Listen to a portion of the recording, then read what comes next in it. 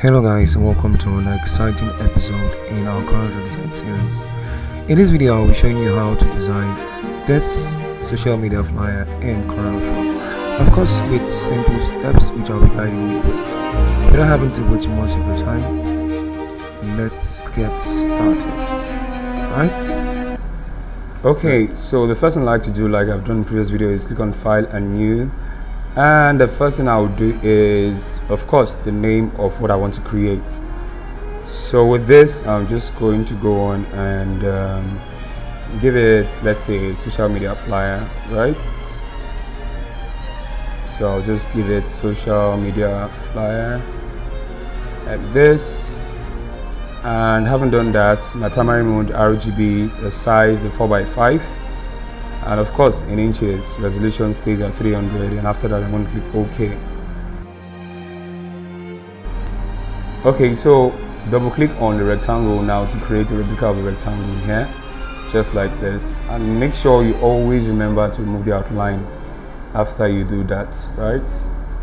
So the first thing I'm going to do is I'm going to bring the product image inside.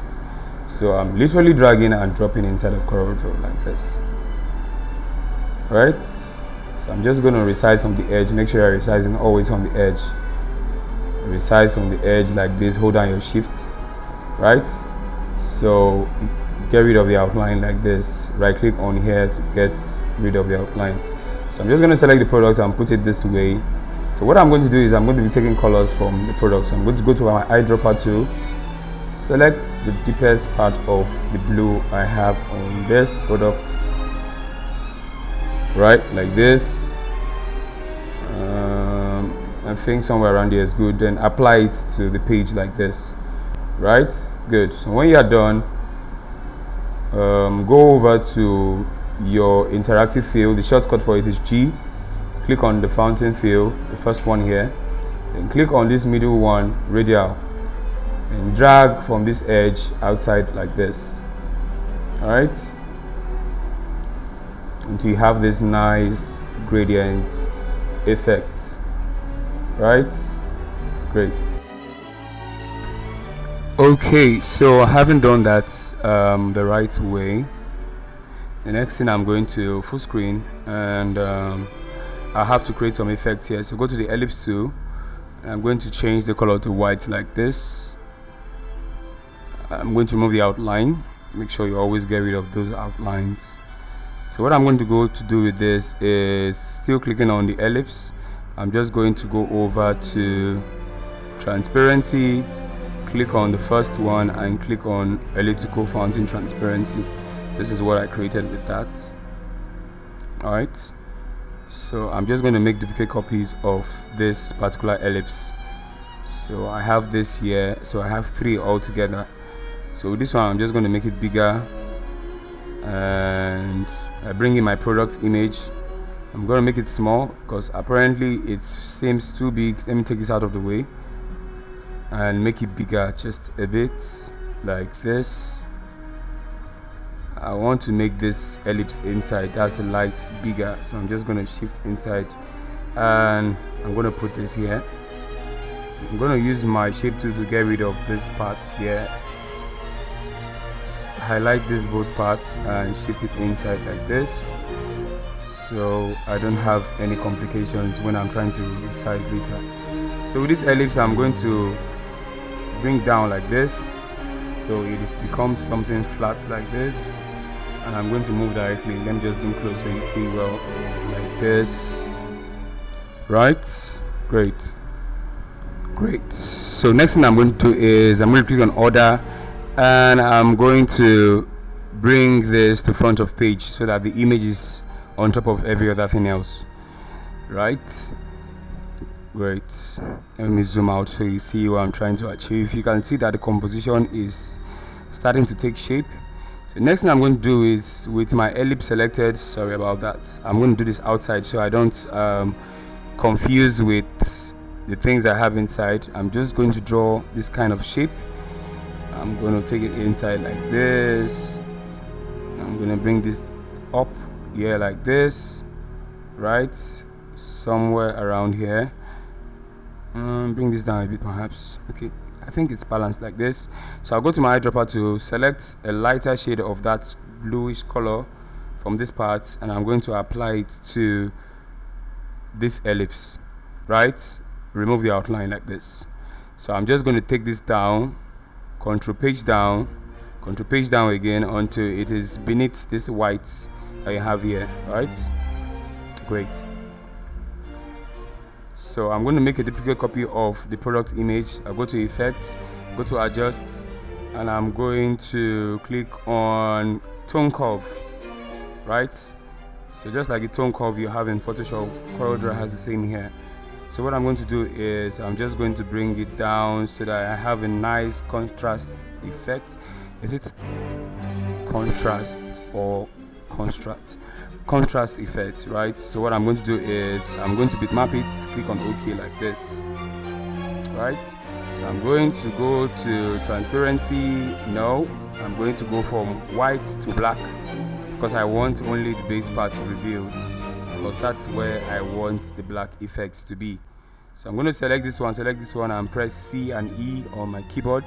You can see now. So I have a nice contrasty effect on it. So immediately I do that, I'm just going to use my ellipse tool and just gonna apply. What I'm basically doing is creating a shadow for the base of the product itself. So I'm just going to go to effects, blur, Gaussian blur, and apply Gaussian blur to the ellipse that creates a form of shadow for the product. Control page down, send it to the back of the product itself. Then I'm going to reduce the size a little bit, just like this, and take it up a bit, and that's all. You can see the product now has a base for itself, right? Great. Let's see. So I'm just going to expand this a little bit and shift it a little bit to the middle like this.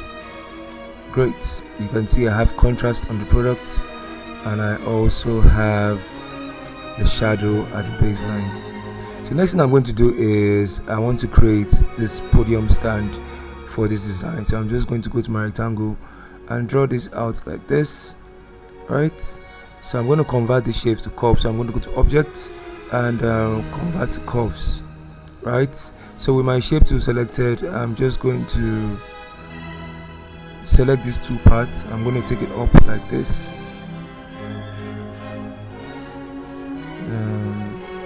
or you can do that, select your shape tool and take it up like this, right?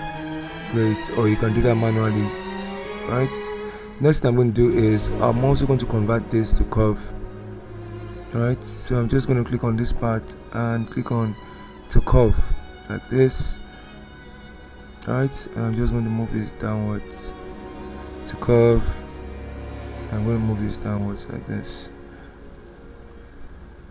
to curve also, and I'm going to move this downwards like this. Alright, great. Exactly like this. I'm going to go ahead and select a color from the product and apply it to the stand. This is like the first step and the first thing to do. Okay, so having done that, what I want to apply to this is actually a gradient fill, right? So I'm going to click on the image and I'm going to go over to this part here and select interactive fill. Shortcut is G on your keyboard. So I'm just going to add this gradient to it. I'm going to click on G to bring out the gradient line, and I'm going to add points to it just by double clicking on a line like this, right? So with this, what I'm going to do is I'm going to be adding different colors. Click on the line and click on the color to add color to it, like you can see now. So click on the line and click on any color of your choice, but make sure you work with exactly what I have, so you have a nice blend of gradients on the podium stand itself, right? Great. So I'm just going to modify this with different colors, colors that actually blend, right? You can see I'm trying to mix up these blues and all of that.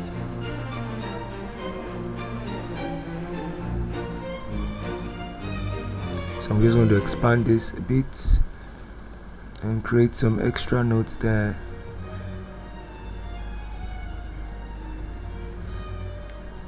Of course, it's very important that when you're designing, your colors should come from elements in your design itself, right? Just like what I have. You can see that at the end of the day, I've created a nice gradient blend for my podium, right? So you can actually add more, modify. I'm adding the light areas, so I'm adding white to it to make it sharp. Great. All right, so I'll just click on this part and move it upwards to make a blend of a nice podium stand. Move this upwards too. Great, there you have it. Right, so what I want to do is I want to create a base for the podium, like a realistic shadow base for the podium. So I'm just going to go over to my ellipse. I'm going to move this like this, take this up, and I'm just going to apply a darker shade of color to it. I'm going to use black for these shadows. So when I remove the outline, make sure you move the outline.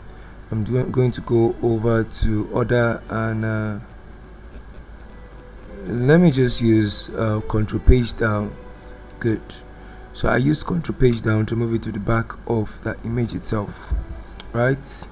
So with this done, my shadows should not be sharp like this, so I'm going to apply a Gaussian blur to it, so you can work with the value that I used, right? Make sure your blur is not too aggressive and it's also not too soft. Anywhere in between is okay, right? Great. As you can see now, I'm just going to move this upward a little bit and take this part inside like this. I think I'm fine with what I have here. Let me apply the blur a little bit. So I'm just okay, this is something I can work with. So I'm just going to take this one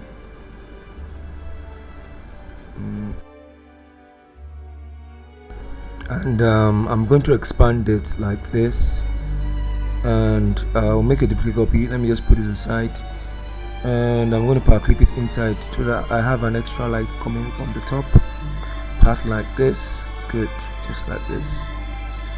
Alright, so with this one I'm going to, I guess I have to make this smaller, make it smaller, and add it to the highlight areas of this image, in the part of the image that already have lights. So I'm just going to leave it here like this. Perfect.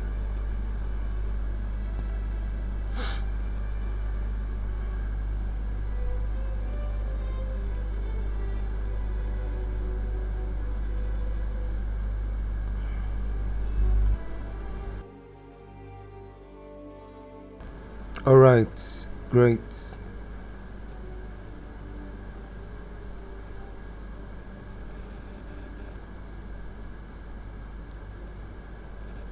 So what I'm going to do basically is I'm going to create double click on my rectangle to create this replica of this rectangle, right? So just like our drawing page, just like we do in the beginning of every design.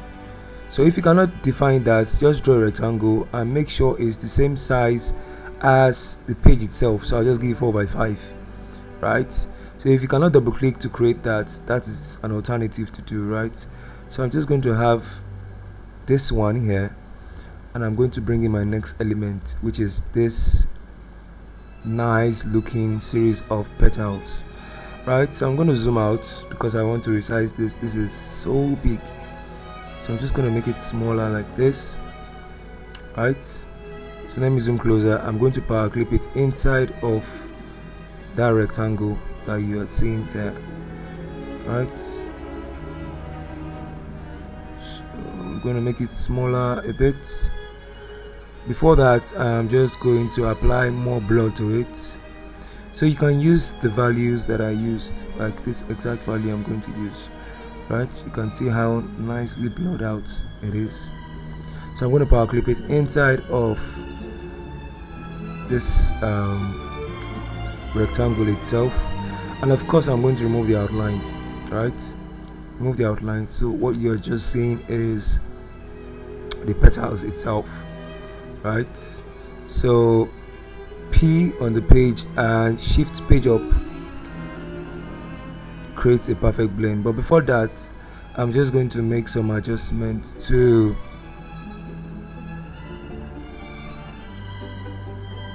I'm just going to add a little bit of water splash, make this smaller, and I'm just going to rotate this, and exactly this is the kind of blend that I want. I'm going to make a duplicate copy of this. With this one, I'm going to make it slightly bigger, somewhere like this, and of course at the end of the day I'm also going to power clip it inside of this existing rectangle. So I'm going to cut and paste inside of the rectangle itself like this. Great. Okay, so with this one, now what I'm going to do with this is going to be simple and basic. So before I do anything with it, you can see it's turned around, so I'm going to convert it to bitmap, right? What I'm going to do is I'm going to get rid of this part and use my shape tool to close this up, right? So I have only this part now. So I'm going to fade out those edges. Before that, let me convert to bitmap first. I want to fade out the edges, so I'll go to my transparency tool and I'm going to go from white to black, right? You can see those edges are gone. I'm going to make this smaller.